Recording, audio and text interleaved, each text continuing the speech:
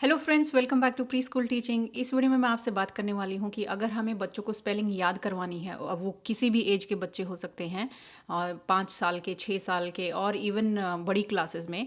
सो उनको हम स्पेलिंग कैसे याद करवा सकते हैं। मेरे दो बच्चे हैं, एक ग्रेड 4 में है और एक यूकेजी में है। सो जो मेरी बेटी है 5 साल की, उसके साथ जैसे मैं ये कर रही थी एक्सरसाइज, तो इसमें क्या है कि पहला तरीका है कि हम बच्चे को पढ़ने के लिए टेक्स्ट देंगे, पैराग्राफ देंगे या लेसन वो जो भी पढ़ रहा है, हम वहीं से वर्ड्स को पिक करेंगे। जैसे वो यहाँ से ये 5-6 सेंटेंस का जो पैराग्राफ है ये उसने पढ़ा। अब उसमें से क्या है कि उसको पढ़ने में कोई प्रॉब्लम नहीं होती, वो बड़े बड़े वर्ड आसानी से पढ़ लेती है, लेकिन उसको स्पेलिंग याद नहीं होती है। वो सिर्फ देखती है और साउंड्स के हिसाब से पढ़ लेती है। तो जब वो पढ़ रही होती है, मैं क्या करती हूँ, जैसे उसने ये सेंटेंस पढ़ा, big black clouds appeared in the sky. So I am sure कि उसको अपीयर्ड की स्पेलिंग नहीं पता है, लेकिन मैं उसको ये स्पेलिंग अभी याद नहीं करवाऊंगी। यहाँ पे जो आसान सी स्पेलिंग है जो उसको आनी चाहिए, वो मैं उसकी एज के हिसाब से डिसाइड करती हूँ। जैसे कि यहाँ पे बिग और ब्लैक उसको पता है। उसके बाद जैसे क्लाउड्स है, तो जैसे उसने सेंटेंस पढ़ा, मैंने उसको कवर करके पूछा, अच्छा बताओ क्लाउड्स की स्पेलिंग क्या है। उसको नहीं पता है, सो लीव इट, उसको इमीडिएटली याद नहीं करवाना है। उसको जैसे मैंने अंडरलाइन किया हुआ है ऐसे अंडरलाइन करके छोड़ दिया। उसके बाद lightning struck the tallest tree. अब यहाँ से फिर से मैंने ये 2 वर्ड निकाल लिए। अब ऐसे करके ये जैसे 5-6 लाइन में मैंने 5-6 वर्ड निकाल लिए हैं। एंड आप भी कोशिश कीजिए कि अगर आप ऐसे वर्ड्स निकाल के बच्चे को दे रहे हैं तो बहुत ज़्यादा वर्ड एक साथ ना दें। उनको 5 से 6 वर्ड एक बार में अगर आप देंगे तो वो काफ़ी हैं।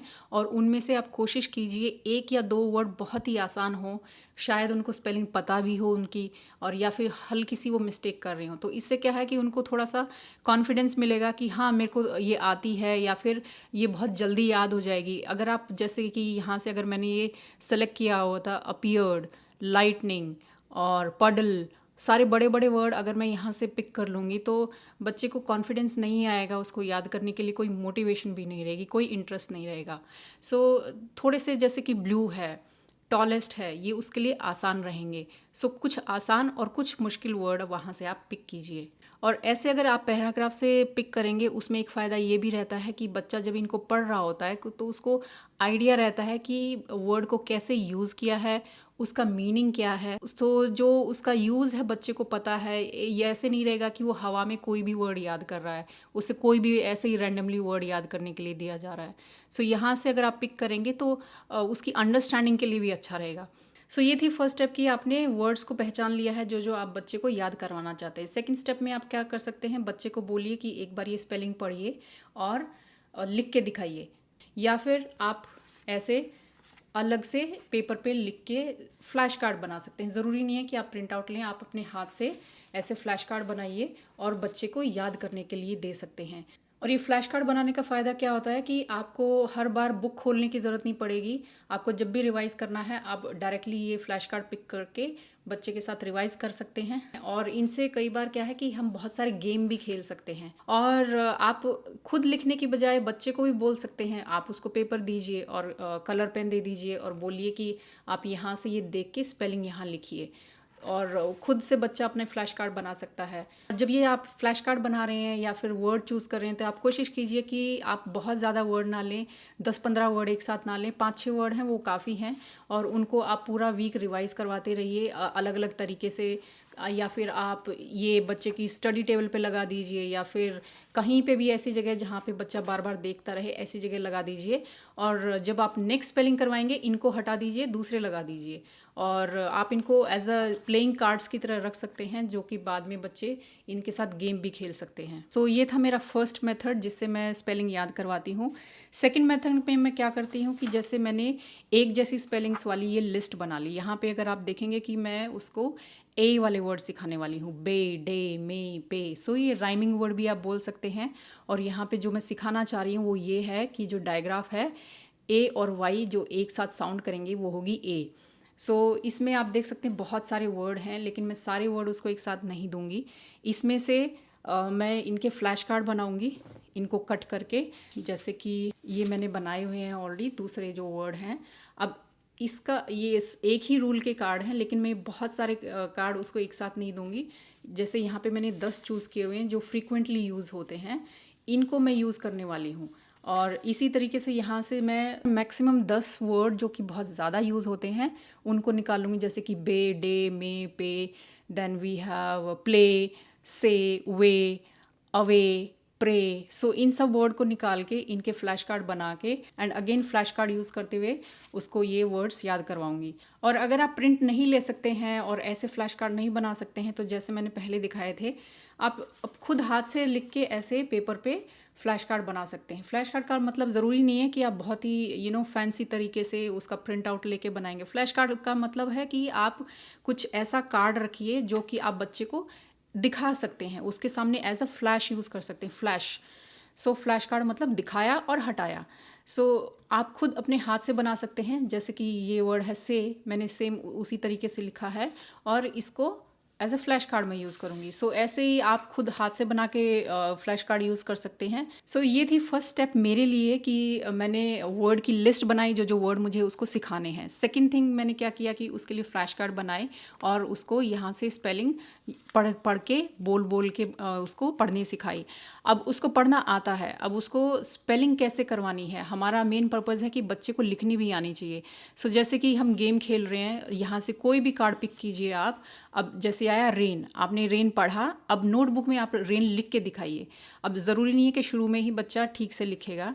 सो गलती करता है, इट्स ओके, लेकिन जब पता है कि सारे वर्ड सेम ही हैं तो उनकी ये गलती धीरे धीरे कम हो जाएगी।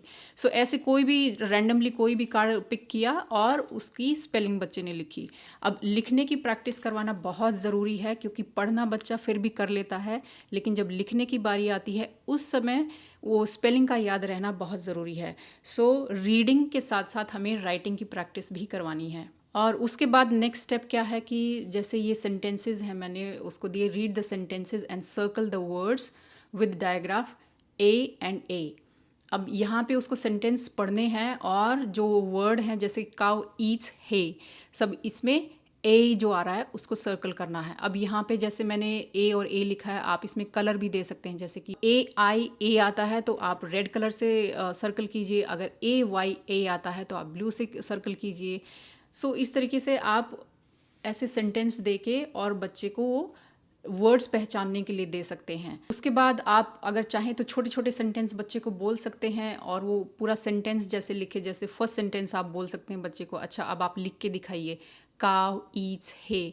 सो उसमें फिर से बच्चा ये पहचानने की कोशिश करेगा कि कौन सा वर्ड आया है, कौन सी स्पेलिंग बच्चे को लिखनी है। सो ये था दूसरा तरीका कि आप कैसे बच्चे को स्पेलिंग याद करवा सकते हैं। सो ये जो सेकंड तरीका है वर्ड सिखाने का, स्पेलिंग सिखाने का, ये मैं तभी यूज़ करती हूँ जब मुझे कोई फ़ोनिक रूल सिखाना होता है, या जैसे डायग्राफ सिखाना है, या फिर राइमिंग वर्ड सिखाने हैं, एक जैसे वर्ड सिखाने हैं। वहाँ पे ये बहुत अच्छे से काम आता है, क्योंकि सारे वर्ड्स राइम में जाते हैं तो बच्चे को मज़ा आता है उनको पढ़ने में, और स्पेलिंग भी जल्दी याद हो जाती हैं। और एक हफ्ते में जैसे कि अगर बच्चे ने 10 वर्ड कर लिए हैं तो बहुत है वो उसके लिए। छोटे बच्चों को बहुत ज़्यादा प्रेशराइज़ करने की ज़रूरत नहीं है।